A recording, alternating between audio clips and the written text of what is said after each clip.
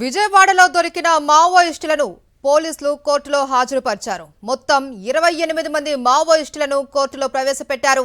తాజాగా Patamata police station పరిధిలో దొరికిన నలుగురిని కూడా కోర్టులో హాజరుపరిచారు. విజయవాడలో దొరికిన మావోయిస్టులను పోలీసులు కోర్టులో హాజరుపరిచారు. మొత్తం 28 మంది మావోయిస్టులను కోర్టులో ప్రవేశపెట్టారు. తాజాగా పటమట పోలీస్ స్టేషన్ పరిధిలో దొరికిన నలుగురిని కూడా కోర్టులో హాజరుపరిచారు. కోర్టులో హాజరుపరిచిన దృశ్యాలను మనం చూస్తున్నాం. విజయవాడలో మావోయిస్టుల్ని పట్టుకున్నారు పోలీసులు. పట్టుకున్న వారిని కోర్టులో హాజరుపరచడానికి తీసుకెళ్తూ ఉన్నారు. ఆ దృశ్యాలు మనం చూస్తున్నాం. తాజాగా పటమట పోలీస్ స్టేషన్ పరిధిలో దొరికిన నలుగురిని కూడా కోర్టులో హాజరుపరుస్తున్నారు. ఇక మరింత సమాచారాన్ని మా ప్రతినిధి నరేష్ ఫోన్లో అందిస్తారు. నరేష్, కృష్ణేశ్వరి రాష్ట్ర వ్యాప్తంగా జరిగిన సోదాలలో భాగంగా మొత్తం 50 మంది మావోయిస్టులను అదుపులోకి తీసుకున్న పోలీసులు ఈ రోజు వారి పోలీస్ స్టేషన్ పరిధిలో ఉన్న కోర్టుల్లో హాజరుపరుస్తున్న పరిస్థితి కనిపిస్తుంది. ఇప్పటికే ఉదయం మొట్టమొదటిగా ఏలూరుతో ప్రారంభించడం విజయవాడ నగరంలోని కృష్ణా జిల్లాకు సంబంధించి న్యూ ఆటనగర్ పోలీస్ స్టేషన్ వద్ద అరెస్ట్ చేసిన 28 మంది మావోయిస్టులను కోర్టులో కొద్దిసేపటి క్రితం హాజరుపరిచారు. ఇప్పుడు తాజాగా పటమట పోలీస్ స్టేషన్ పరిధిలో 4 మావోయిస్టులను గుర్తించారు. వారిని కూడా అరెస్ట్ చేసి కొద్దిసేపటి క్రితమే కోర్టుకు తరలించడం జరిగింది. అయితే మరికొద్ది సేపట్లో వీటిపై ప్రారంభంగా అవకాశం ఉంది.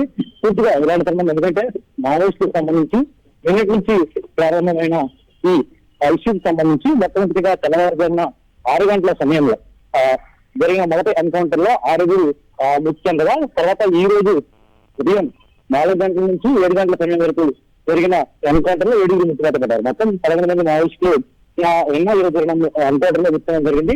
అయితే వారి దగ్గర తీసుకున్న తగిన సమాచారం కొంతవరకు తీసుకున్న తర్వాత విజయవాడ, ఏలూరు, కృష్ణా జిల్లా, అదేవిధంగా ఎన్టీఆర్ జిల్లాతో పాటు కోనసీమ జిల్లాలో కాకినాడ ప్రాంతాలలో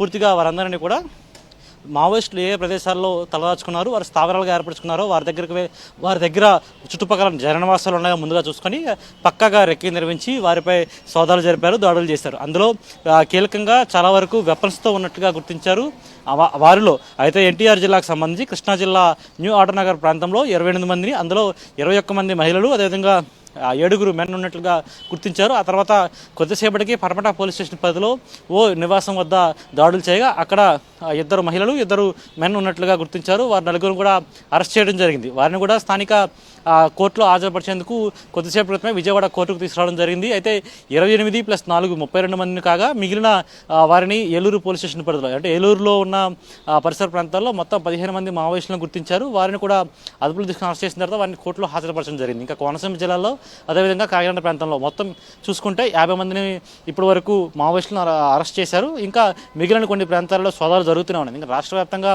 7 జిల్లాల్లో ఈ రోజు కూడా ఇంకా కొనసాగుతున్న సోదాలు. ఈ తరుణంలోనే మరికొంతమంది మావోయిస్టులను బలగాలు గుర్తించే అవకాశం ఉంది. Right, thank you Naresh.